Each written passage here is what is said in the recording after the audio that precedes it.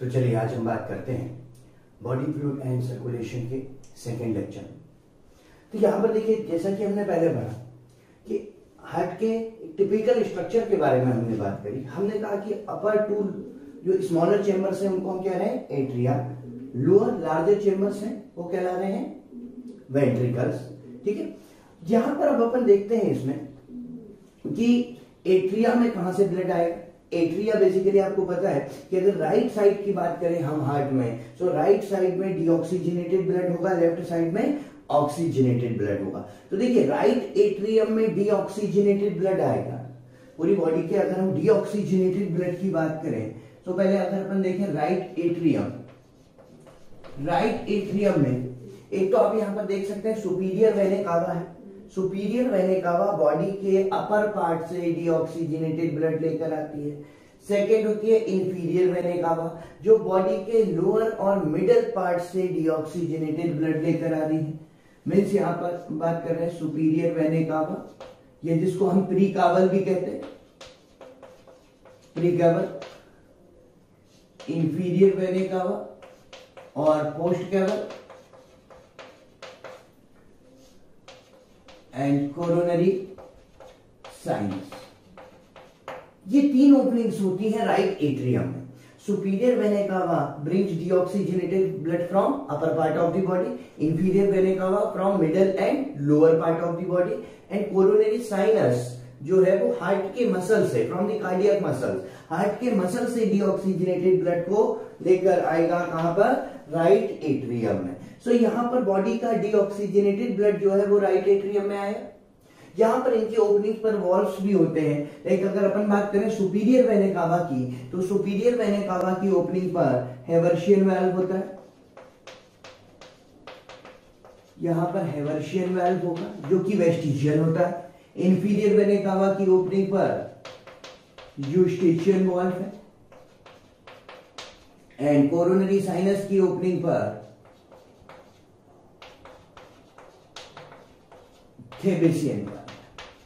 और ये जितने भी वाल्व है इनका फंक्शन क्या है, इनका फंक्शन है ब्लड के रिगर्जिटेशन को, ब्लड के बैक फ्लो को प्रिवेंट करना, कि ब्लड एक बार जब एट्रिया में आ गया, जब एट्रियल कॉन्ट्रैक्शन हो तो ब्लड वापस ना जाए। इस कारण से तो यहां पर जितने भी वॉल्व की बात करेंगे, लाइक यहां पर आप देख रहे हैं tricuspid valve, right atria right ventricle के बीच में, लेफ्ट एट्रिया लेफ्ट वेंट्रिकल के बीच में बाइकस्पिड और मिट्रल वॉल्व। तो ये जो वॉल्व है same function, again blood atria से वेंट्रिकल में तो आ जाएगा, लेकिन जब वेंट्रिकल का कॉन्ट्रैक्शन होगा, वेंट्रिकल का सिस्टोल होगा, तो ब्लड वापस एट्रिया में नहीं जाएगा। ये वॉल्व जितने भी हैं वो सारे यूनिडायरेक्शनल वॉल्व होते हैं जो ब्लड के बैक फ्लो और रिगर्जिटेशन को प्रिवेंट करने के लिए होते हैं, रोकने के लिए होते हैं। ठीक है, तो यहां पर हमने कहा कि राइट एट्रिया से बॉडी का डीऑक्सीजनेटेड ब्लड जो है राइट एट्रिया में आ गया through superior vena cava, inferior vena cava and coronary sinus. इस राइट एट्रिया से ब्लड कहां जाएगा, राइट वेंट्रिकल में। राइट वेंट्रिकल से ब्लड जाता है पल्मोनरी आर्टरीज में, पल्मोनरी एओर्टा और एओर्टा की ब्रांचेस होती है फिर आर्टरीज। मतलब यहां पर हम कह रहे हैं कि डीऑक्सीजनेटेड ब्लड राइट एट्रिया में, राइट एट्रिया से राइट वेंट्रिकल में, राइट वेंट्रिकल से थ्रू पल्मोनरी आर्टरीज और पल्मोनरी एओर्टा लंग्स में, लंग्स की सरफेस पर।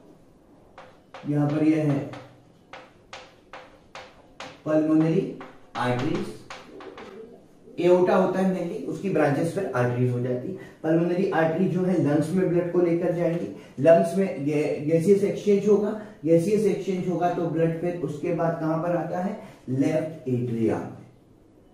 ऑक्सीजनेटेड ब्लड अब जो है वो कहां पर आएगा, ऑक्सीजनेटेड ब्लड आता है लेफ्ट एट्रिया में थ्रू पल्मोनरी वेन।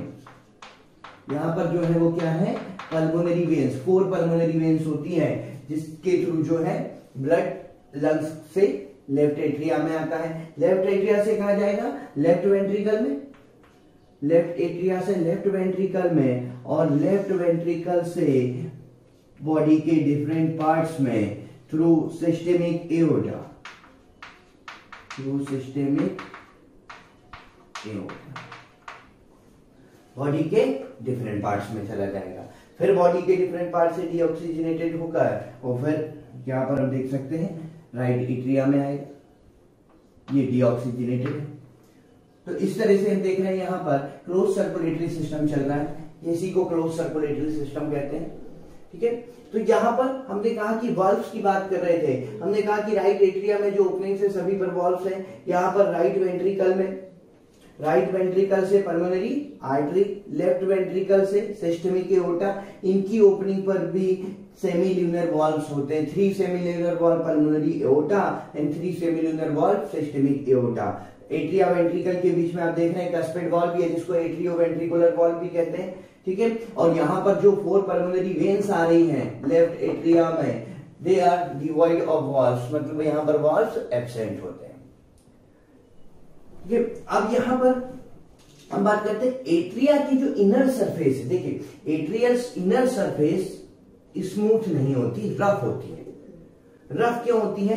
क्योंकि यहां पर जैसे अगर सपोज करें ये एट्रियल वॉल है, एट्रियल वॉल की इनर सरफेस जो है यहाँ पर ग्रूव्स एंड रिजेस मिलते हैं, ये स्मूथ नहीं है। ये सरफेस कैसी होती है?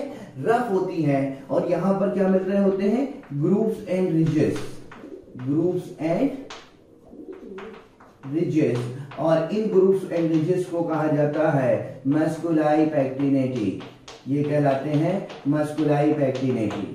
और इसी तरह के ग्रूव्स और रिजेस वेंट्रिकल में भी मिलते हैं। वेंट्रिकल में इनको कहा जाता है कॉलमनी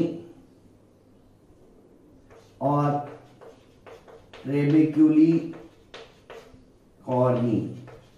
वेंट्रिकल में इन्हीं ग्रुप्स और रिजेस को कहते हैं कॉलमनी और ट्रेबेक्यूली कॉर्नी। तो ये तो एक जनरल स्ट्रक्चर की बात हो गई यहां पर। अब अपन इसके कंडक्टिंग पाथवे को देखें। तो हमने कहा कि ह्यूमन हार्ट जो होता है वो मायोजेनिक होता है। मायोजेनिक का मतलब क्या है कि कार्डियक मसल्स जो है वही इंपल्स जनरेट करेंगे। तो ह्यूमन हार्ट जो है वो क्या है? मायोजेनिक है। तो यहाँ पर मायोजेनिक हार्ट में इंपल्सेस किस तरह से जनरेट होते हैं और किस तरह से उसका कंडक्शन होता है, अपन अभी इसकी बात करते हैं। तो यहाँ पर हार्ट के एक थोड़े से और सिंपल डायग्राम को बनाते हैं इसको समझने के लिए। लाइक हमने कहा कि यहाँ पर 2 एट्रिया,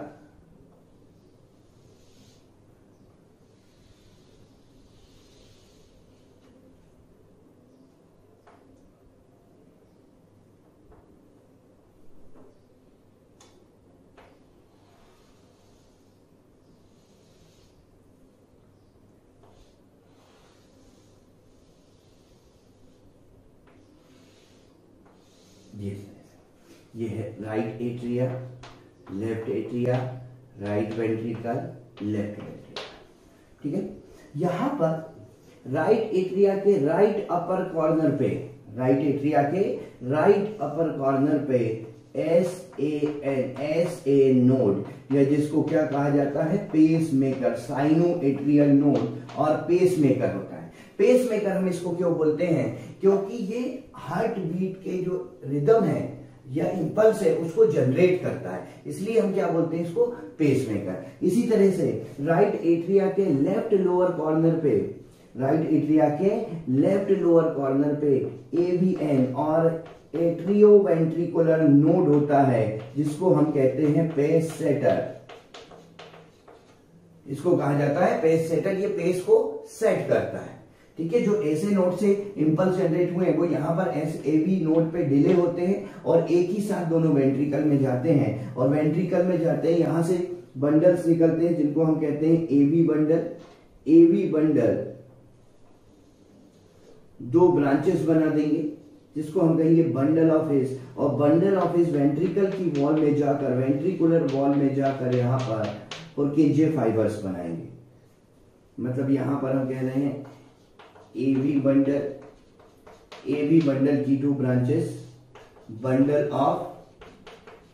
बंडल ऑफ हिस, जो कि इंटरवेंट्रिकुलर सेप्टम से जा रहे हैं। यह है इंटर एट्रियल सेप्टम, दोनों एट्रिया के बीच में muscular septum is called inter atrial septum. दोनों वेंट्रिकल के बीच में muscular septum is called interventricular septum. Interventricular septum से जा रहे हैं बंडल ऑफ हिस, और बंडल ऑफ हिस जब वेंट्रिकुलर वॉल में जाएंगे तो यहाँ पर इनकी जो ब्रांचेस है वो फॉर्म कर देगी पुरकिंजे फाइबर। इनकी ब्रांचेस ने क्या फॉर्म कर दिया?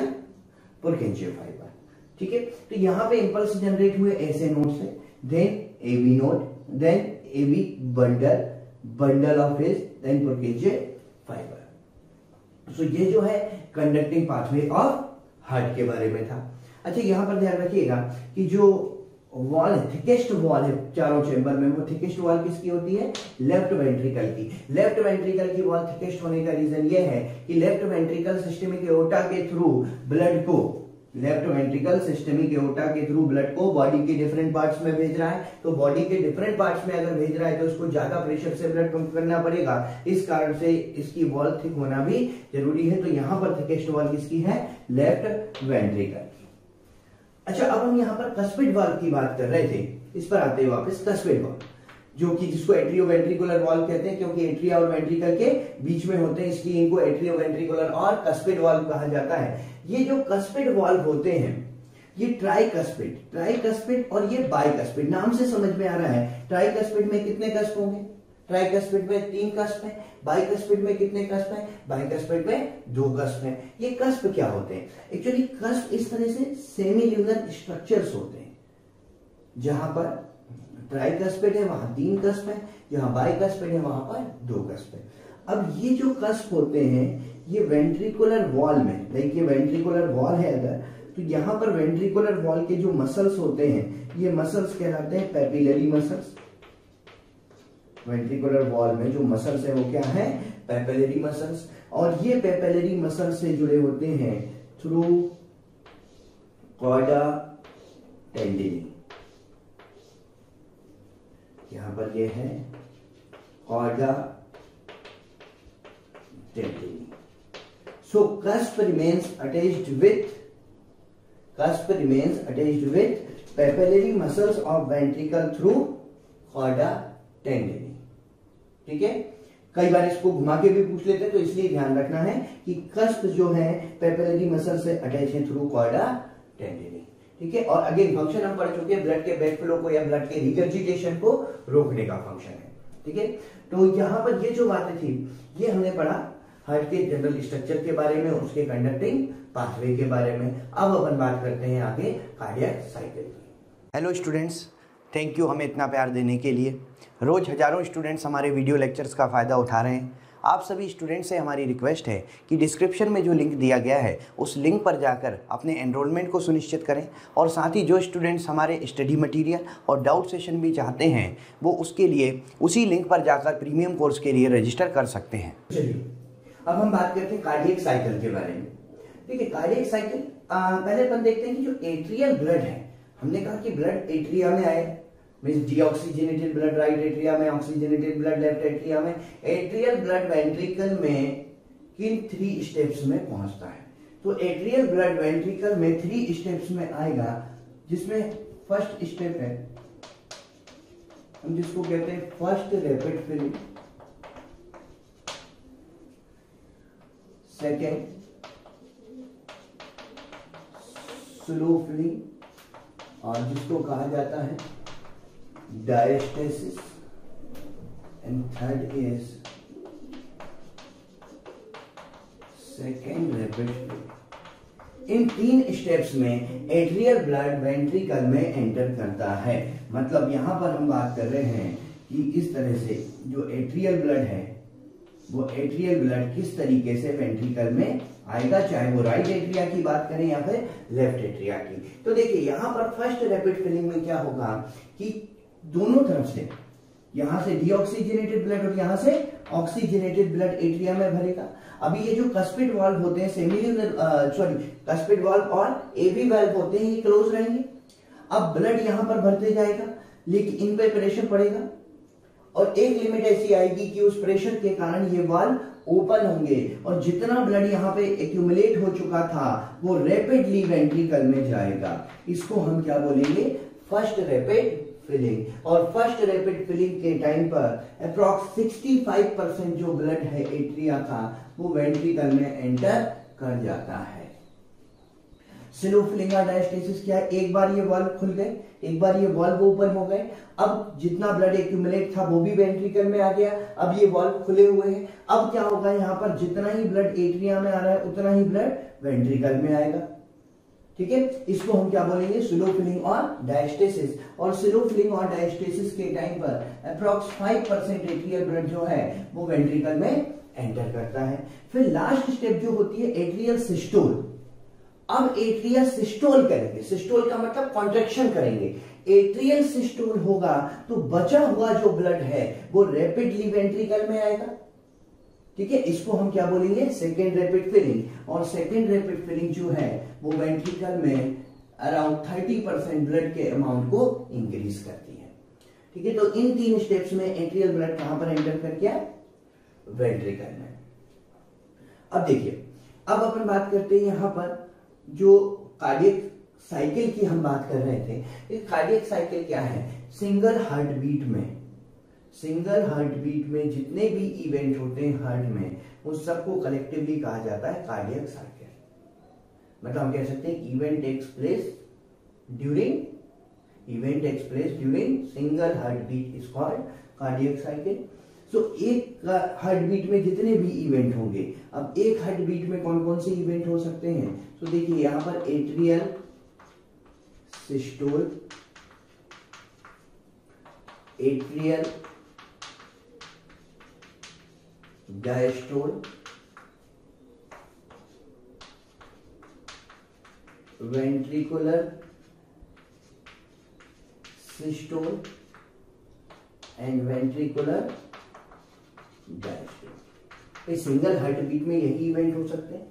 एट्रिया का सिस्टोल होगा, डायस्टोल होगा, मतलब रिलैक्सेशन होगा, वेंट्रिकल का सिस्टोल होगा और डायस्टोल होगा। तो ये इवेंट सिंगल हार्ट बीट में होते हैं और इन्हीं सबको मिलाकर हम क्या बोलते हैं, कलेक्टिवली कॉल्ड कार्डियक साइकिल। ठीक है, एक cardiac cycle, single cardiac cycle की अगर हम बात करें तो सिंगल कार्डियक साइकिल 0.8 सेकेंड में कंप्लीट होती है। 0.8 सेकेंड में सिंगल कार्डियक साइकिल कंप्लीट होती है।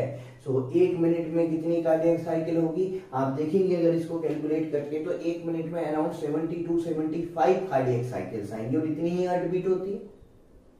एक कार्डियक साइकिल 0.8 सेकेंड में, सो 1 मिनट में कितनी होगी, 72-75। और यही हार्ट बीट है, मींस हार्ट बीट जो है वही कार्डियक साइकिल है। ठीक है, तो यहां पर अपन देख रहे हैं इनके टाइम डिस्ट्रीब्यूशन की बात करें कि जो टोटल कार्डियक साइकिल तो 0.8 सेकेंड की है, लेकिन इनके बीच में अलग अलग जो स्टेप्स अपन ने पढ़ी इनका क्या टाइम डिस्ट्रीब्यूशन है। तो एट्रियल सिस्टोल 0.1 सेकेंड में कंप्लीट होता है, डायस्टोल 0.7 सेकेंड में कंप्लीट होता है, वेंट्रिकुलर सिस्टोल 0.3 सेकेंड में कंप्लीट होता है एंड वेंट्रिकुलर डायस्टोल 0.5 सेकेंड में कंप्लीट होता है। अब यहां पर इसको एक हम डायग्राम से समझने की कोशिश करते हैं।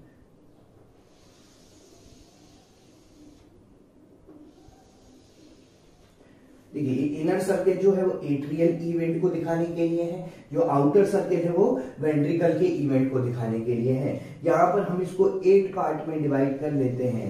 अब भाई 8 पार्ट में डिवाइड क्यों किया, इसको 8 पार्ट में डिवाइड इसलिए किया क्योंकि कार्डियक साइकिल का टाइम ड्यूरेशन 0.8 सेकेंड का है, इसलिए हमने इसको 8 पार्ट में डिवाइड कर लिया। इनर सर्किल एट्रिया के लिए, आउटर सर्किल वेंट्रिकल के लिए। यहाँ पर देखिए 0.1 सेकेंड, 0.2, 0.3, 0.4, 0.5, 0.6, 0.7 एंड 0.8 इस तरीके से। अब हम देखते हैं, पहली बात तो एट्रियल सिस्टोल पे आते हैं। एट्रियल सिस्टोल 0.1 सेकेंड का, तो यहां पर 1 बॉक्स जो है, ये जो शेडेड बॉक्स है ये सिस्टोल को इंडिकेट कर रहा है। ठीक है, सो यहां पर ये क्या हो गया, एट्रियल सिस्टोल। बचे कितने, 1 2 3 4 5 6 7, ये 7 क्या हो गया, एट्रियल डायस्टोल हो गया। ठीक है, अब आते हैं वेंट्रिकुलर सिस्टोल पे। ध्यान देना, वेंट्रिकुलर सिस्टोल और एट्रियल सिस्टोल कभी भी साथ में नहीं होते।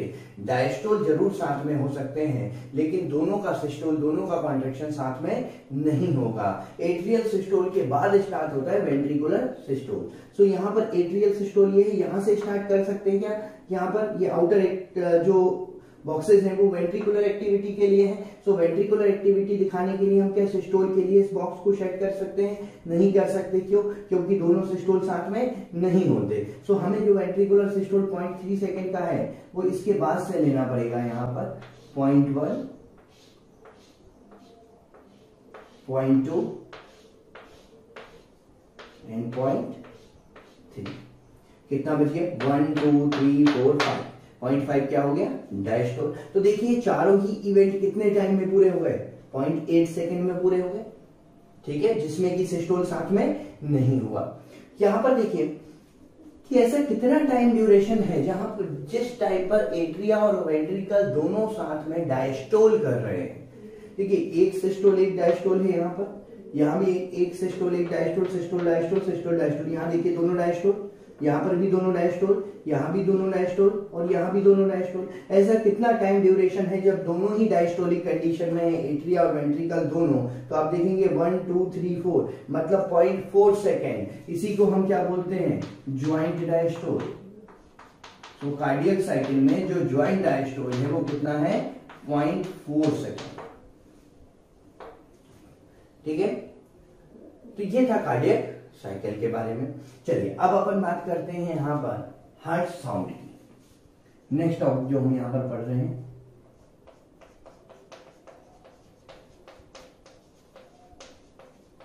वो है हार्ट साउंड।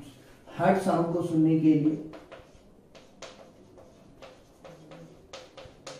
स्टेथोस्कोप का यूज करते हैं। तो मेजर हार्ट साउंड होती है वो 2 हार्ट साउंड होती है जो कि स्टेथोस्कोप में के थ्रू सुनी जा सकती है, जिसमें कि हम जिसको कहते हैं लब डब। तो मेजर हार्ट साउंड जो है वो कौन सी है? लब और डब। तो मतलब heart continuously lub dub lub dub lub dub beat करता रहता है। ठीक है, वो अगेन अगर आपकी प्रैक्टिस है तो समझ में आएगा, अदरवाइज वही धक धक धक धक धक धक की फीलिंग आती है उसमें। ठीक है, लेकिन अगर आपकी प्रैक्टिस है, आप उससे यूज्ड टू है तो यूज्ड टू हो तो उसमें आपको समझ में आएगा कि एक साउंड लब है और एक साउंड डब है। तो यहाँ पर ये दोनों हार्ट साउंड के अपन बारे में बात करते हैं। तो फर्स्ट साउंड जो होती है, फर्स्ट साउंड जिसको हम क्या बोलते हैं? लब।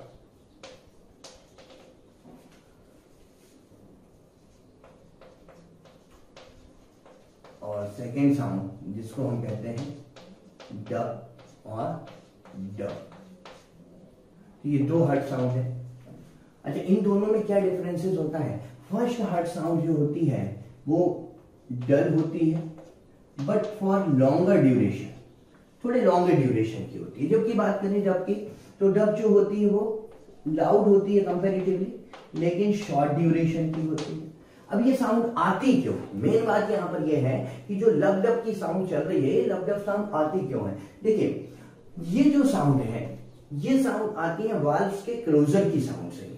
जैसे कि अगर बात करें यहां पर आप देखो कि ये एट्रिया हो गई, ये वेंट्रिकल हो गए। अब जो लब साउंड है ये तो इन वाल्व्स के क्लोजर की है, कौन से? कस्पिड और एवी वाल्व्स। तो यहां पर जो लब की साउंड आती है because of closure of cuspid valve. Cuspid valve के क्लोज होने की साउंड है। अब बात यह है कस्पिड वाल्व क्लोज कब होंगे? ये जो कस्पिड वाल्व है ये क्लोज कब होते हैं? देखिए जैसे ही वेंट्रिकल का सिस्टोल स्टार्ट हुआ तो ब्लड कहां जाना चाहिए? इसका ब्लड जाएगा पल्मोनरी एओर्टा में, यहां से ब्लड जाएगा सिस्टेमिक एओर्टा में, जैसे ही इसका सिस्टोल स्टार्ट हुआ। लेकिन उसी समय ये वाल्व क्या होते हैं? प्रेशर के कारण क्लोज हो जाते हैं। ठीक है, जिससे कि वापस ब्लड जो है वो एट्रिया में ना जाए। सो ये जो साउंड आती है ये साउंड आती है at the beginning of ventricular systole. जैसे ही वेंट्रिकल सिस्टोल करना चालू करेंगे और ऊपर वाले जो कस्पिड वाल्व है वो क्या होंगे?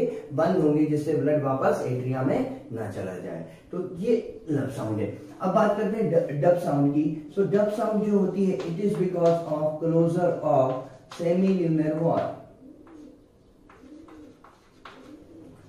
Closure of semilunar wall.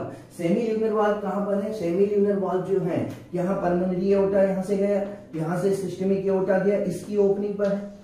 तो ये वाले वाल्व क्लोज हो जाएंगे। ये क्लोज कब होंगे? जैसे ही वेंट्रिकल डायस्टोल करेगा, रिलैक्स करना स्टार्ट करेगा, पंप करने के बाद जैसे ही ये डायस्टोल स्टार्ट करेगा सो ब्लड जो है वो प्रेशर डिफरेंस के कारण वापस आ सकता है। इस ब्लड के रिगर्जिटेशन को रोकने के लिए, बैक फ्लो को रोकने के लिए वाल्व क्या होंगे? बंद हो जाएंगे। सो ये जो वाल्व क्लोज होते हैं, ये जो साउंड आती है वो आती है at the beginning of ventricular diastole. Ventricular diastole की बिगिनिंग पर ये साउंड आती है। यहां पर हम इसको एक ग्राफ से भी समझ सकते हैं। दो साउंड यहां पर, दो साउंड के लिए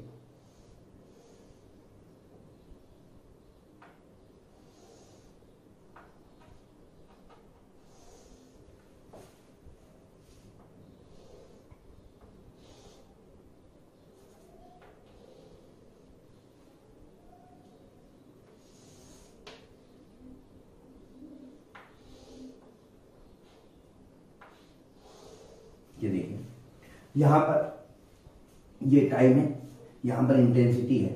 सो जो ज्यादा टाइम के लिए है और जिसकी इंटेंसिटी कम है वो कौन सी हो गई? लब। जो कम टाइम के लिए है और इंटेंसिटी ज्यादा है वो कौन सी हो गई? डब। फिर ये कौन सी है? लब। ये क्या है? डब। तो यहां से जो लब आई, लब साउंड कब आती है? At the beginning of ventricular systole. मतलब यहां से क्या स्टार्ट हुआ होगा? यहां से स्टार्ट हुआ हुआ वेंट्रिकुलर सिस्टोल और ये आती है वेंट्रिकुलर डायस्टोल पे, तो यहां तक सिस्टोल चला होगा। ये क्या है? Ventricular systole. और ये वेंट्रिकुलर डायस्टोल की बिगिनिंग पर आएगी और डायस्टोल यहां से स्टार्ट हुआ होगा, यहां से सिस्टोल। तो ये जो है वो वेंट्रिकुलर डायस्टोल, ठीक है। फिर यहां से सिस्टोल, यहां से डायस्टोल। तो इस तरीके से जो है हार्ट साउंड लब डब जो है कंटिन्यूअसली चलती रहती है। अच्छा, हार्ट साउंड अगर इरेगुलर हो जाए, एबनॉर्मलिटीज हो जाए, आ जाए इसमें, या फिर इरेगुलर हार्ट साउंड जो है उसको हम कहते हैं, एबनॉर्मल हार्ट साउंड को हार्ट मर्मर, वो कहलाती है heart murmur. So heart murmur क्या है? Abnormal heart sound. प्यारे बच्चों, रोज़ हमें कमेंट में बहुत रिक्वेस्ट आ रही है कि इस टॉपिक का लेक्चर बना दीजिए, इस टॉपिक को समझा दीजिए। तो हम आप सभी बच्चों से रिक्वेस्ट करना चाहते हैं कि आप जो है हमारे YouTube चैनल को सब्सक्राइब कीजिए और साथ ही साथ बेल आइकॉन को हिट करना ना भूलें, जिससे कि आपसे कोई नोटिफिकेशन मिस ना हो। ये सब हम आपसे इसलिए कह रहे हैं क्योंकि ज़्यादातर बच्चों ने जिन लेक्चर्स की रिक्वेस्ट की हुई है, जिन लेक्चर्स की डिमांड की हुई है, वो ऑलरेडी हमने यूट्यूब चैनल पर डाल दिए हैं, तो आप उस चैनल पर जाकर उसे देख सकते हैं। चलिए, तो अब हम पढ़ते हैं ईसीजी के बारे में। तो हमारा नेक्स्ट टॉपिक है ईसीजी। देखिए, ईसीजी के लिए जो एक बॉक्स लाइक मशीन होती है, आपने देखी होगी शायद, अगर वैसे नहीं देखी तो टीवी पे मूवीज वगैरह में देखी होंगी। जो बॉक्स लाइक जो मशीन होती है, उस मशीन को कहा जाता है इलेक्ट्रो कार्डियोग्राफ। वो मशीन क्या कहलाती है? इलेक्ट्रोकार्डियोग्राफ। और जो उसमें ग्राफ लाइक स्ट्रक्चर बनता है ना, जो रिबन लाइक स्ट्रक्चर बनता है, आपने देखा होगा, वो जो रिबन लाइक और ग्राफ लाइक स्ट्रक्चर बनता है उसको कहते हैं इलेक्ट्रोकार्डियोग्राम। सो ध्यान रखना है, यहां पर जो ग्राफ है वो ग्राफ नहीं है, वो ग्राफ है वो क्या है? ग्राम है। सो जो ग्राफ है वो इलेक्ट्रोकार्डियोग्राम है और जो मशीन है वो इलेक्ट्रोकार्डियोग्राफ है। तो यहां पर ईसीजी बेसिकली है क्या? ये रिकॉर्डिंग है हार्ट की इलेक्ट्रिकल एक्टिविटी। जो हार्ट है उसमें सिग्नल कंडक्ट हो रहे हैं, और सिग्नल मतलब करंट का कंडक्शन हो रहा है, उसके कारण जो है इसमें जो वोल्टेज चेंज होता है, जो इलेक्ट्रिकल एक्टिविटीज आती हैं, उसकी रिकॉर्डिंग को ही हम क्या बोलते हैं? ईसीजी। और नॉर्मल ईसीजी करने के लिए 3 इलेक्ट्रोड्स लगाए जाते हैं।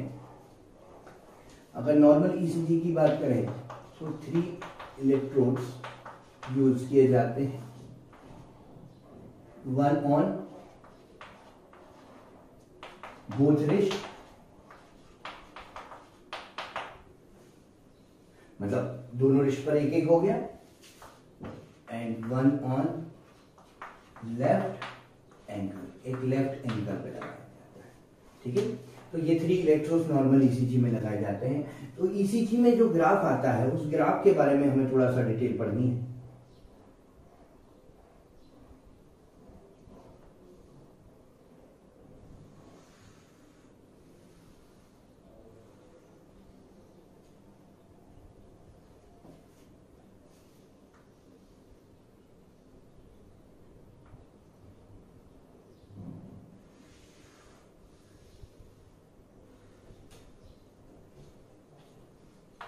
ये कुछ ईसीजी में इस तरीके का ग्राफ बनता है, जिसमें P point, P Q R S T, again P Q R S और ये T।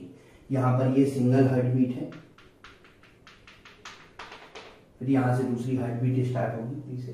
तो यहां पर देखिए तो ये P Q R S T points हैं, इस एक्सिस पर तो टाइम होता है, ये टाइम को इंडिकेट करता है, और बाय एक्सिस पर जो है वो वोल्टेज होता है इन मिली वोल्ट, ठीक है, मिली सेकेंड में है, ये मिली वोल्ट में है। तो ये जो P Q R S T points हैं ये किन चीजों को इंडिकेट करते हैं, किन बातों को रिप्रेजेंट करते हैं, हमें उसके बारे में पढ़ना है। सो यहाँ पर जो पी पॉइंट है, देखिए जो आप देख रहे होंगे पी पॉइंट, ये पी पॉइंट इंडिकेट करता है generation of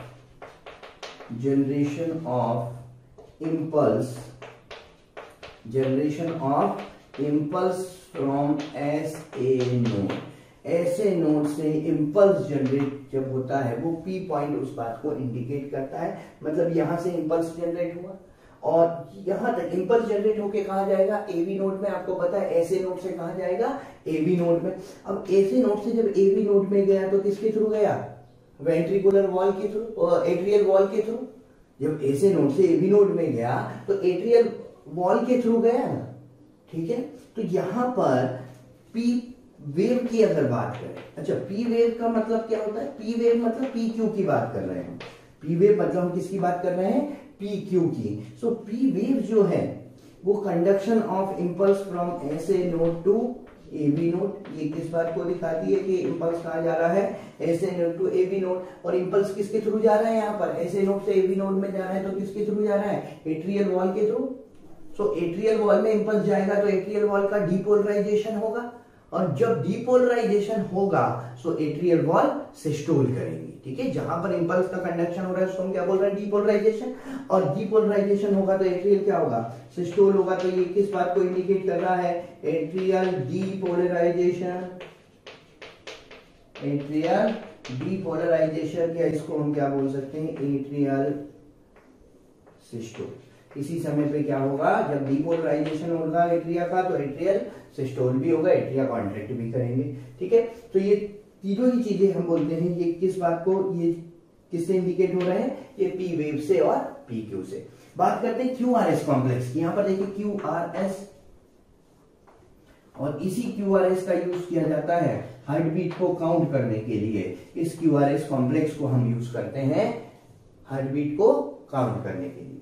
Q R S जो है ये वेंट्रिकुलर डीपोलराइजेशन को इंडिकेट करता है, वेंट्रिकुलर डीपोलराइजेशन मतलब ये इस बात को इंडिकेट कर रहा है कि इंपल्स अब कहां तक पहुंच चुका है, इंपल्स अब पुर्किंजे फाइबर तक पहुंच चुका है। तो वेंट्रिकुलर डीपोलराइजेशन हो गया, और जिस पार्ट का डीपोलराइजेशन हो रहा है वहां पर क्या हो रहा है, वो वाला पार्ट सिस्टोल हो रहा है, मतलब वेंट्रिकुलर कॉन्ट्रैक्शन होगा और वेंट्रिकुलर सिस्टोल होगा, ठीक है। इसके बाद एस टी की बात करें, और टी वेव हम कहते हैं इसको, टी वेव और एस टी सेगमेंट, ये इंडिकेट करता है वेंट्रिकुलर रीपोलराइजेशन।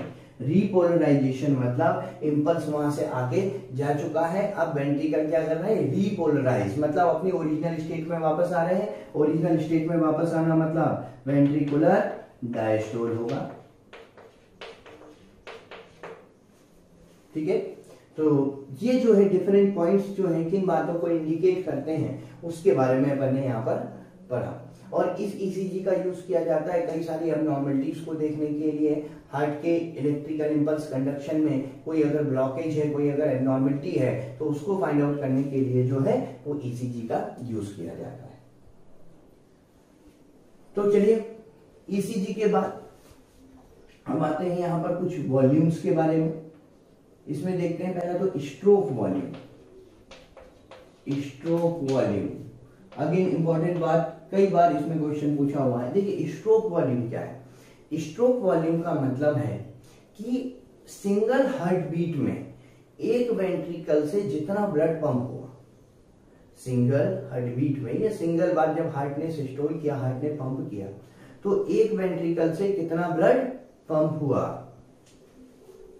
तो यहां पर हम देखते हैं कि स्ट्रोक वॉल्यूम को हम कहते हैं and diastolic volume minus and systolic volume.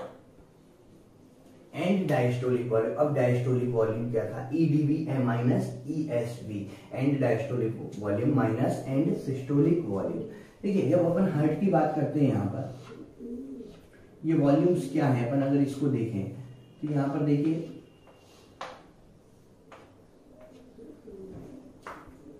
जब वेंट्रिकल डायस्टोल हुआ, जब वेंट्रिकल डायस्टोलिक कंडीशन में था, डायस्टोल मतलब रिलैक्स था, एक्सपेंड था, उसमें उस समय उसमें कितना वॉल्यूम था उसको हम क्या बोलेंगे, and diastolic volume. So and diastolic volume जो होता है वो 120 ml होता है। मतलब वेंट्रिकल, सिंगल वेंट्रिकल में जब वो डायस्टोल रहता है, जब वो रिलैक्स कंडीशन में रहता है, कितना ml ब्लड होता है, 120 ml। फिर इसके बाद वेंट्रिकुलर सिस्टोल हुआ, सिस्टोल हुआ तो ब्लड पंप हुआ, लेफ्ट वेंट्रिकल सिस्टोल हुआ तो सिस्टमिक एओर्टा में गया, राइट वेंट्रिकल सिस्टोल हुआ तो पल्मोनरी आर्टरीज में, पल्मोनरी एओर्टा में क्या ब्लड पंप हुआ। लेकिन उसके बाद भी कुछ ब्लड बचा रह जाता है वेंट्रिकल में, उसको कहते हैं एंड सिस्टोलिक वॉल्यूम, क्योंकि होता है 50 ml। मतलब 120 ml था जब रिलैक्स था, जब डायस्टोलिक कंडीशन में था। जब पंप कर दिया तो कितना बचा, पंप करने के बाद भी 50 ml अभी बच गया। मतलब एक बार में पंप कितना किया, 120 माइनस 50, 70 ml। तो इसको हम क्या बोलते हैं, स्ट्रोक वॉल्यूम। मतलब स्ट्रोक वॉल्यूम को हम कैसे डिफाइन कर सकते हैं कि blood pumped by each ventricle per beat, हर एक बीट में एक वेंट्रिकल से जितना ब्लड पंप होगा उसको हम क्या बोलेंगे, स्ट्रोक वॉल्यूम। और इसी से ही रिलेटेड हम बात करते हैं कार्डियक आउटपुट की।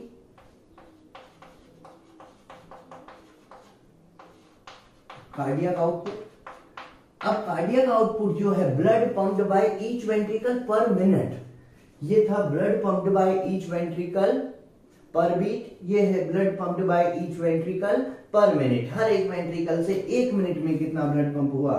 तो एक बार में तो हुआ स्ट्रोक वॉल्यूम, तो एक मिनट में कितना होगा, heart beat per minute, heart beat per minute. Stroke volume 70 ml, heart beat 72 के अप्रॉक्स। तो यहां पर आप देखेंगे अप्रॉक्स ये 5000 ml के आसपास आएगा, मीन्स 5 लीटर। ये कितना आया, 5 लीटर के आसपास। मतलब ये कार्डियक आउटपुट है।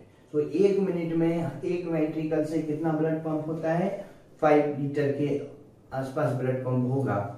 इसी को हम क्या बोलते हैं, 5 या 5.5 लीटर के आसपास, इसी को हम कहते हैं कार्डियक आउटपुट। जब हम कहीं से, जब हम कोई एक्सरसाइज करते हैं, हमारी बॉडी को, आपने देखा होगा जब ऑक्सीजन की रिक्वायरमेंट बढ़ जाती है, जैसे जब हम कोई एक्सरसाइज कर रहे हैं, जब हम कहीं से दौड़ भाग के आ रहे हैं, उस समय क्या होता है कि पर्टिकुलर मसल्स में ऑक्सीजन की डिमांड बढ़ती है, और ऑक्सीजन की सप्लाई करना ब्लड का काम है। जब ऑक्सीजन की डिमांड बढ़ेगी तो कार्डियक आउटपुट भी 5 लीटर से काम नहीं चलता। तो उस केस में क्या हो जाता है, हमारी हार्ट बीट बढ़ जाती है। और हार्ट बीट किस लिए बढ़ती है, जिससे कि वो कार्डियक आउटपुट को इंक्रीज कर सके। ठीक है, जैसे कि बॉडी की जो रिक्वायरमेंट है वो रिक्वायरमेंट फुलफिल हो सके। अब यहां पर देखते हैं अपन ब्लड प्रेशर के बारे में।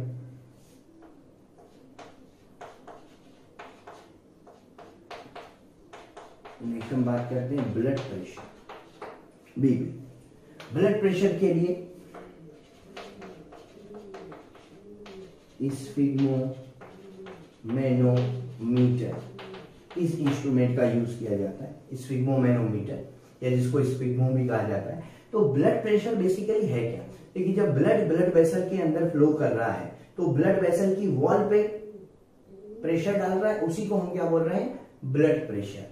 और ब्लड प्रेशर जो होता है, यहां पर हम बीपी जो देखते हैं, BP is equal to SP, systolic pressure minus diastolic pressure. Systolic pressure मतलब क्या है, जब हार्ट ने सिस्टोल किया और ब्लड वेसल में गया, ब्लड जो है वो वेसल में गया, तो उस पे जितना प्रेशर लगाया उसने वेसल पे, वो सिस्टोलिक प्रेशर है। और हार्ट जब रिलैक्स कर रहा है, वेंट्रिकल जब रिलैक्स कर रहे हैं, डायस्टोलिक कंडीशन में है, उस समय कितना प्रेशर ब्लड लगाएगा वेसल पे, वो क्या है, डायस्टोलिक प्रेशर। तो जब हार्ट सिस्टोल करता है तब प्रेशर क्या होगा, ज्यादा ही होगा, यहाँ पे 120 mmHg के आसपास। और जब डायस्टोल करता है हार्ट, तब ब्लड का प्रेशर वेसल पे थोड़ा सा कम हो जाता है, ठीक है, वो हो जाता है 80। सो 120/80 80, इसको ये जो है मिलीमीटर मरकरी में है सारा, इसी को हम क्या बोलते हैं, ब्लड प्रेशर। और जब यही ज्यादा हो जाता है, लाइक अपन जब हाई बीपी की बात करते हैं, हाई बीपी है जिसको क्या बोलते हैं, हाइपरटेंशन, हाई बीपी या हाइपरटेंशन।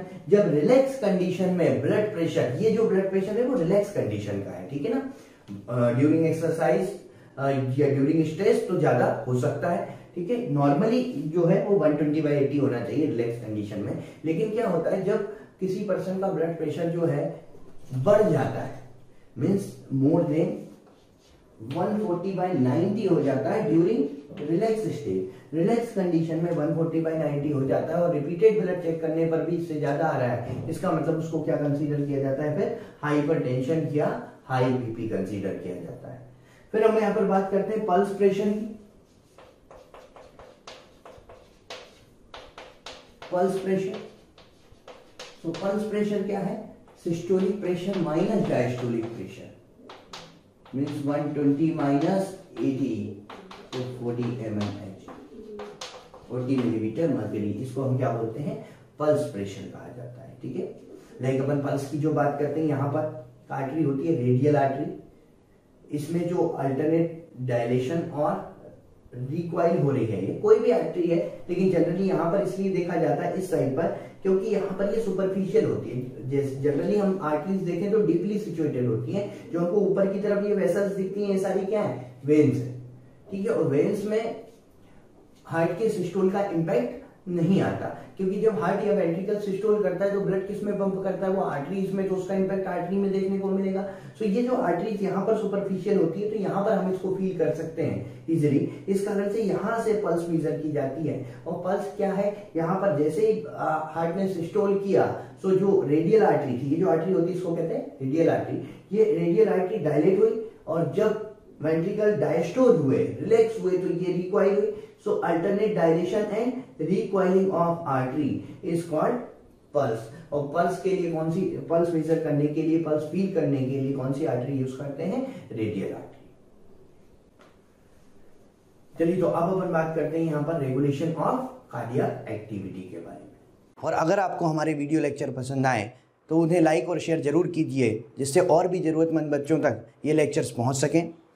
और अंत में हम इतना ही कहना चाहेंगे कि आपके प्यार और विश्वास के कारण हमारी मोशन की पूरी टीम बहुत मोटिवेटेड है कि आपको बेहतर से बेहतर कंटेंट प्रोवाइड कर सके। तो चलिए हम बात करते हैं रेगुलेशन ऑफ हार्ट बीट या कार्डियक एक्टिविटी, कि हार्ट बीट इंक्रीज कब होगी और डिक्रीज कब होगी, उसके बारे में हम बात करते हैं। देखिए, हार्ट बीट का इंक्रीज होना कहलाता है tachycardia. Tachycardia means heart beat का इंक्रीज होना। कौन कौन से फैक्टर ऐसे हैं जो टेकीकार्डिया कॉज कर सकते हैं, मींस हार्ट बीट को इंक्रीज कर सकते हैं? इसके लिए sympathetic nervous system, adrenaline, non adrenaline, temperature, calcium ion, ये जो फैक्टर्स हैं, ये फैक्टर, और थायरॉक्सिन भी इंक्लूड कर देते हैं अपन इसमें, थायरॉक्सिन, ये सभी क्या करते हैं, हार्ट बीट को इंक्रीज कर देते हैं, मतलब टेकीकार्डिया कॉज कर सकते हैं, ठीक है। लाइक टेम्परेचर की अपन बात करें, आपने फील किया होगा जब कभी भी फीवर होता है तो बॉडी का टेम्परेचर बढ़ा हुआ होता है, उस समय पे आप हार्ट बीट देखना, हार्ट बीट भी इंक्रीज होती है। और हार्ट बीट का कम होना, जिसको हम कह रहे हैं ब्रेडीकार्डिया। ब्रेडीकार्डिया में हार्ट बीट नॉर्मल से कम होना। यहाँ पर हम बात करते हैं पैरासिम्पैथेटिक नर्वस सिस्टम के बारे में। पैरासिम्पैथेटिक नर्वस सिस्टम और 10th नर्व, जिसको कहते हैं वेगस, इंपॉर्टेंट बात, हार्ट बीट को डिक्रीज करेगी। इसके बाद ACH और एसिटाइलकोलिन जो न्यूरोट्रांसमीटर होता है, सोडियम आयन, पोटेशियम आयन, ये क्या करते हैं, हार्ट बीट को डिक्रीज कर देते हैं, हार्ट के कॉन्ट्रैक्शन की स्ट्रेंथ को कम कर देते हैं, ठीक है। तो इसी को हम क्या बोलते हैं, ब्रेडीकार्डिया, हार्ट बीट कम होना, ब्रेडीकार्डिया। अच्छा, अब हम यहाँ पर दो तरह के सर्कुलेशन की बात करेंगे, pulmonary circulation and systemic circulation. जैसा कि अभी हमने पूरा ब्लड फ्लो पढ़ा था कि ब्लड किस डायरेक्शन में फ्लो कर रहा है, कहां से लाइक अपन बात कर रहे थे कि पूरी बॉडी का जो डीऑक्सीजनेटेड ब्लड होगा, बॉडी के डिफरेंट पार्ट से जो डीऑक्सीजनेटेड ब्लड होता है, ये डीऑक्सीजनेटेड ब्लड आपका राइट एट्रियम, डीऑक्सीजनेटेड ब्लड कहाँ गया, राइट एट्रियम में, ठीक है। राइट एट्रिया से ब्लड कहाँ गया, राइट एट्रिया से जो डीऑक्सीजनेटेड ब्लड गया राइट वेंट्रिकल में, राइट वेंट्रिकल से लंग्स पे, ठीक है। जहां पर गैसियस एक्सचेंज होगा वो ऑक्सीजनेटेड होगा, लंग्स से ऑक्सीजनेटेड हुआ और लेफ्ट एट्रिया से लेफ्ट वेंट्रिकल और लेफ्ट वेंट्रिकल से बॉडी के डिफरेंट पार्ट में थ्रू सिस्टमिक एओर्टा। ये पूरा सर्कुलेटरी पाथवे, बॉडी का डीऑक्सीजनेटेड ब्लड राइट एट्रिया में through superior vena cava, inferior vena cava and coronary sinus, right ventricle through pulmonary arteries lungs, lungs से pulmonary vein के through left atria, then left ventricle and systemic aorta के through पूरी body. अब यहां पर दो, इस पूरे सर्कुलेशन को हम दो पार्ट में डिवाइड करते हैं, एक तो है सिस्टमिक सर्कुलेशन, दूसरा है पल्मोनरी सर्कुलेशन। तो देखिए पल्मोनरी सर्कुलेशन क्या है, लंग्स में जहां से ब्लड आया और लंग्स से जहां ब्लड गया, लंग्स में जहां से ब्लड आया और लंग्स से ब्लड जहां गया। अब लंग्स में ब्लड कहां से आया, तो आप देखिए लंग्स में ब्लड आया राइट वेंट्रिकल से और लंग्स से ब्लड गया कहां, लेफ्ट एट्रिया में। ये जो सर्कुलेटरी पाथवे है, इस सर्कुलेटरी पाथवे को हम कहते हैं पल्मोनरी सर्कुलेशन। ये क्या कहलाएगा, पल्मोनरी सर्कुलेशन। अब सिस्टमिक सर्कुलेशन, सिस्टमिक सर्कुलेशन क्या है, पूरी बॉडी में जहां से ब्लड आया और बॉडी का ब्लड जहां गया। तो बॉडी में ब्लड कहां से आया, लेफ्ट वेंट्रिकल से, और बॉडी का ब्लड गया कहां, राइट एट्रियम में। सो बॉडी में जहां से ब्लड आया, बॉडी का ब्लड जहां पर गया, उसको हम क्या बोलते हैं, सिस्टमिक सर्कुलेशन, सिस्टमिक सर्कुलेशन। तो इसको आपको कंफ्यूज नहीं होना है पल्मोनरी हार्ट और सिस्टमिक हार्ट से, वो अलग बात है। Pulmonary heart means right side का जो हार्ट है वो पल्मोनरी हार्ट है, systemic heart means left side का जो हार्ट है वो सिस्टमिक हार्ट है हमें, ठीक है, वो हार्ट के केस में। लेकिन सर्कुलेशन की अगर बात करें तो उसके लिए ये। चलिए अब अपन बात करते हैं यहां पर लिम्फ के बारे में। लाइक हमने ब्लड के बारे में तो पढ़ लिया था, लिम्फ जो है, लिम्फ या जिसको हम टिश्यू फ्लूइड ही है ये एक तरह का। तो लिम्फ क्या है, जैसे कि ब्लड हमारा जब ब्लड वेसल में सर्कुलेट होता है, जब ब्लड वेसल में ब्लड सर्कुलेट होता है तो उसका कुछ पार्ट फिल्टर होके बाहर निकलता रहता है। ये यहां पर हो गए टिश्यू, ये है टिश्यू, और यहां पर होगी ये है लिम्फ वेसल, ठीक है, ये है लिम्फ वेसल। सो क्या होगा, ब्लड वेसल से जब ब्लड फ्लो करता है तो उसका कुछ पार्ट फिल्टर होके बाहर निकलता है। इसी फिल्टर पार्ट को हम क्या बोलते हैं, टिश्यू फ्लूइड। ये फिल्टर पार्ट क्या कहलाता है, टिश्यू फ्लूइड कहलाता है। और जब यही लिम्फेटिक वेसल में एंटर कर जाता है तो फिर हम इसको लिम्फ कहने लगते हैं। तो पूरी बॉडी में जैसे हमारे ब्लड वेसल का नेटवर्क है, वैसे ही हमारी बॉडी में लिम्फेटिक वेसल का भी नेटवर्क है। अब यहाँ पर ब्लड जो टिश्यू फ्लूइड आया और लिम्फ वेसल में गया तो लिम्फ हो गया। तो ये जो ब्लड फिल्टर होके आया है, मींस टिश्यू फ्लूइड जब हम इसको कह रहे हैं, तो ये ऑक्सीजन लेकर आया है, न्यूट्रिएंट्स लेकर आया है, ठीक है, जिसको टिश्यू ने ले लिया और टिश्यू ने अपने एक्सक्रीटरी वेस्ट, टिश्यू ने अपनी CO2 इसमें रिलीज कर दी, जो कि ये कहां पर चला गया लेकर, लिम्फ वेसल्स में। मतलब लिम्फ वेसल में जो लिम्फ होगा उसमें CO2 ज्यादा होगी, लाइक ब्लड में O2 ज्यादा थी, लिम्फ वेसल में क्या है, CO2 ज्यादा होगी, ठीक है, एक्सक्रीटरी वेस्ट होंगे, जबकि टिश्यू फ्लूइड में O2 थी, टिश्यू फ्लूइड में न्यूट्रिएंट्स थे जो टिश्यू ने ले लिए, और यहाँ पर जो है लिम्फ में एक्सक्रीटरी वेस्ट और CO2 इंक्रीज हो गए। तो लिम्फ जो है जब ये फिल्टर होके आया, सो फिल्टर होके आया तो इसमें वाटर प्लाज्मा का, प्लाज्मा जो है उसका वाटर पार्ट आया, साथ ही साथ यहाँ पर प्रोटीन्स आए, लेकिन प्रोटीन्स कौन से? स्मॉल प्रोटीन्स, लार्ज प्रोटीन यहाँ पर नहीं आ पाएंगे। सेल्स के नाम पर अगर बात करें तो यहाँ पर WBCs आती है, कुछ अमाउंट में प्लेटलेट्स हो सकती है, बट मेनली यहाँ पर क्या आती हैं? WBCs, क्योंकि उनमें स्क्वीज होने की, डायपेडेसिस की प्रॉपर्टी होती है। RBC इसमें एब्सेंट होती है। तो RBC अगर एब्सेंट होती है तो लिम्फ कैसा होगा? अगर RBCs नहीं है इसका मतलब लिम्फ कैसा है? कलरलेस है। ठीक है, तो कलरलेस फ्लूइड है जिसमें WBCs अबंडेंट होती हैं। ठीक है, तो यहाँ पर इसका जो फंक्शन है लिम्फ का, वो फंक्शन क्या हुआ? ये एक तरह से मिडल मैन का काम कर रहा है। हम बोल सकते हैं एक्ट एज मिडल मैन, कि जो न्यूट्रिएंट्स हैं, जो गैसेस हैं, जो एक्सक्रीटरी वेस्ट हैं, उनके एक्सचेंज में कहीं ना कहीं ये हेल्प कर रहा है। सो लिम्फ में हमने कहा कि स्मॉल प्रोटीन्स होंगे। लिम्फ में हमने कहा कि इसमें जो है ब्लड वेसल्स की बात करें, ब्लड सेल्स की बात करें तो WBCs होंगी यहाँ पर। ठीक है, और यहाँ पर जो है मिनरल्स होंगे। मिनरल्स क्योंकि सारे फिल्टर होके अराउंड जो ब्लड में है वही सारे कंपोजिशन यहाँ पर भी होगा, टिश्यू फ्लूइड में वही कंपोजिशन लिम्फ में भी होगा। तो लिम्फ में मिनरल कॉन्स्टिट्यूएंट्स जो होते हैं सेम एज इन ब्लड। चलिए अब अपन बात करते हैं इसके बाद डिसऑर्डर्स के बारे में, कि डिसऑर्डर्स आर हार्ट। चलिए तो आते हैं हार्ट से रिलेटेड डिसऑर्डर्स पे। डिसऑर्डर्स की जब हम बात करते हैं तो सबसे पहले हम CAD की बात करते हैं। CAD is coronary artery disease. देखिए, coronary artery disease, coronary artery क्या है? कोरोनरी आर्टरी, जो आर्टरीज हार्ट के मसल्स को, मींस कार्डियक मसल को ब्लड की सप्लाई करती हैं, उनको हम क्या बोलते हैं? Coronary arteries. अब कोरोनरी आर्टरी डिसीज में ये डिसीज दो तरह की हो सकती है। एक जिसको हम कहते हैं एथीरोस्क्लेरोसिस,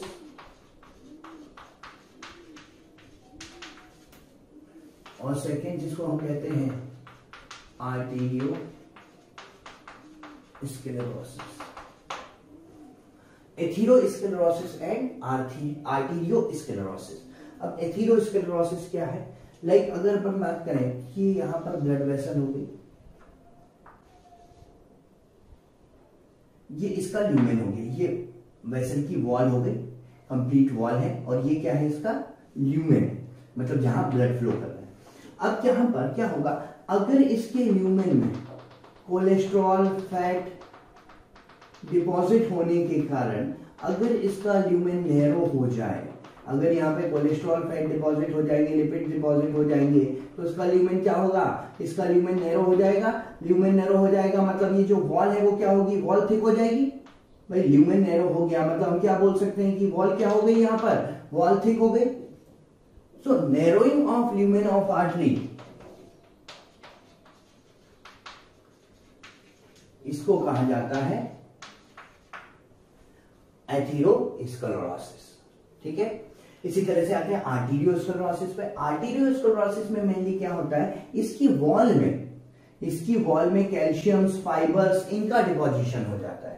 और जब वॉल में कैल्शियम फाइबर्स का डिपोजिशन हो गया तो वॉल की इलास्टिसिटी कम हो जाएगी, जो इसकी वॉल है वो हार्ड हो जाएगी।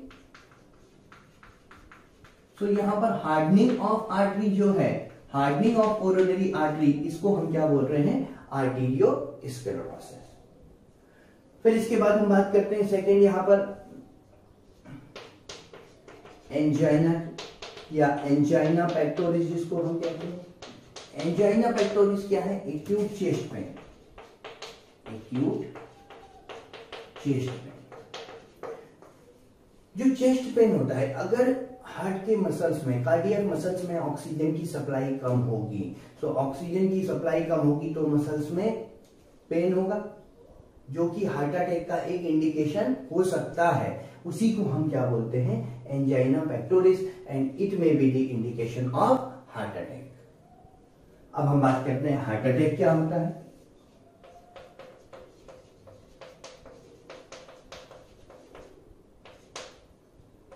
और मायोकार्डियल इन्फार्क्शन, मायोकार्डियल इन्फार्क्शन और हार्ट अटैक, MI कहा जाता है। हार्ट अटैक, देखिए यहां पर अपन एक बात करेंगे हार्ट अटैक की, दूसरा टर्म यहां पर हम पढ़ेंगे heart failure. Heart failure and heart attack, इनमें थोड़ा सा ही डिफरेंस है। अगर हार्ट के मसल को, अगर कार्डियक मसल को ऑक्सीजन की सप्लाई कम होगी, सो जो हार्ट मसल्स है, कार्डियक मसल्स है, उनकी नेक्रोसिस होने लगेगी, वो डीजनरेट होने लगेंगे, मसल्स डेड होने लगेंगे, उसको हम क्या बोलेंगे? Heart attack. ठीक है, तो हार्ट अटैक में क्या हो रहा है? It is characterised by the necrosis of cardiac muscles. यहां क्या हो रहा है? Necrosis of cardiac muscles. अगर कार्डियक मसल्स की नेक्रोसिस हो, मतलब वो डीजनरेट होने लगे, उनका डीजनरेशन होने लगे ऑक्सीजन की सप्लाई कम होने के कारण, तो उसको हम क्या बोलते हैं? Heart attack. अब हार्ट फेलियर क्या है? हार्ट के मसल वीक हो गए, तो हार्ट जो है वो सफिशिएंट ब्लड पंप नहीं कर पाएगा। अगर हार्ट के मसल वीक हो गए तो मतलब जो स्ट्रेंथ ऑफ कॉन्ट्रैक्शन है वो भी तो कम हो गई। जब स्ट्रेंथ ऑफ कॉन्ट्रैक्शन कम हो गई, सो हार्ट जो है पूरी बॉडी को सफिशिएंट ब्लड पंप नहीं कर पाएगा, और हार्ट अगर पूरी बॉडी को सफिशिएंट ब्लड पंप ना कर पाए, सो उसको हम क्या बोलेंगे? Heart failure. और हार्ट फेलियर के कारण जो है कंजेशन ऑफ लंग्स हो सकता है। ठीक है, तो दोनों में डिफरेंस आपको समझ में आ गया। हार्ट के मसल की नेक्रोसिस हो तो हार्ट अटैक, और हार्ट के मसल वीक होने के कारण वो पूरी बॉडी में blood pump, sufficient blood pump ना कर पाए, जिसके कारण कंजेशन ऑफ लंग्स भी हो सकता है, तो उसको हम क्या बोलेंगे? Heart failure. और अगर हार्ट बीट स्टॉप हो जाए तो उसको हम क्या बोलते हैं? Cardiac arrest. तो कार्डियक अरेस्ट का मतलब क्या है? अगर हार्ट बीट स्टॉप हो जाए तो वो चीज क्या कहलाती है? वो चीज कहलाती है कार्डियक अरेस्ट। ठीक है, तो इस चैप्टर में इतना ही। और जैसा कि मैंने पहले भी आपको कहा था कि हम उन सारे टॉपिक्स को कवर करने की कोशिश कर रहे हैं जो एग्जाम में पूछे गए हैं या एग्जाम में पूछे जाने की प्रोबेबिलिटी है। उन सारे टॉपिक को हमने कवर किया है यहाँ पर भी। ठीक है, बाकी जो ईयर लॉन्ग की बात है, तो ईयर लॉन्ग में हम इन्हीं चीजों को और थोड़ा सा डीप में और थोड़ा सा डिटेल में पढ़ते हैं, लेकिन अभी भी हमारी पूरी कोशिश यही है कि हम सारे टॉपिक्स को कवर करके चलें। तो आज के लिए इतना ही, थैंक यू। और बच्चों, अगर आप चाहते हैं कि जो टॉपिक हम यहाँ पढ़ा रहे हैं वो आपको भी मिल सके, या जो टॉपिक हम यहाँ पढ़ा रहे हैं उसका पूरा लेक्चर आपको भी मिल सके, तो आज ही कॉल कीजिए 18002121 799 पर। एक बार पुनः आपके प्यार और विश्वास के लिए बहुत बहुत धन्यवाद।